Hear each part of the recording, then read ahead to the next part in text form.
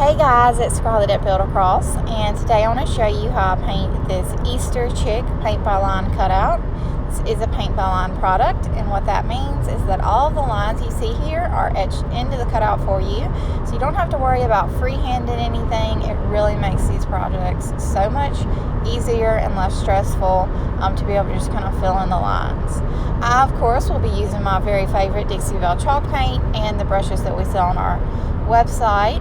Again, you can purchase this cutout, the brushes, and the paint I use all on buildacross.com. So the colors I've used thus far, I used Colonel Mustard on his belly, and that is my very favorite yellow by Dixie. And then I used Daisy for his body, and I'm using Florida Orange for his beak and his feet.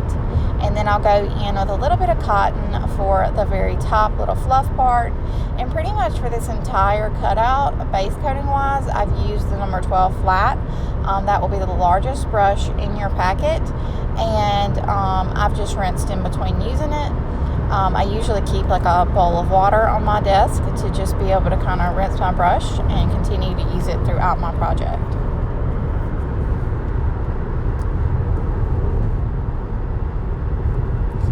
So I've recently started trying to use a heat gun throughout some of my projects.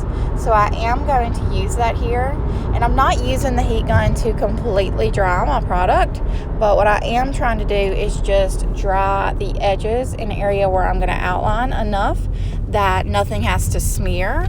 And again, this is really helpful if you want to go in with a Sharpie brushstroke marker, which we also sell on the website, and outline. You'll be able to do that a lot quicker instead of having to wait for this to dry. So far, I'm really enjoying using the heat gun. I'm going to be outlining, though, today with some black paint. And typically when I outline with paint, I will go in with an apple barrel paint, just an apple barrel black paint, because it's a more runny black, and I find that anytime I'm outlining, I like a more watered down paint. But as far as coverage goes, I have not found anything that covers quite as well as Dixie Belle.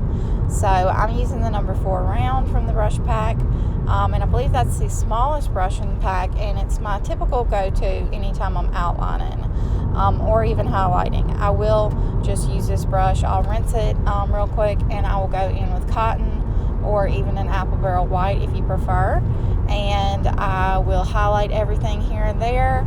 Highlighting for me is just kind of the final step. It makes everything look finished. And what I think about when I'm choosing where to put my highlights is how the sun would hit this little chick if he was outside. So it's kind of almost like a glare in a way. So I hope that helps. I hope you guys enjoyed this video and have a wonderful day.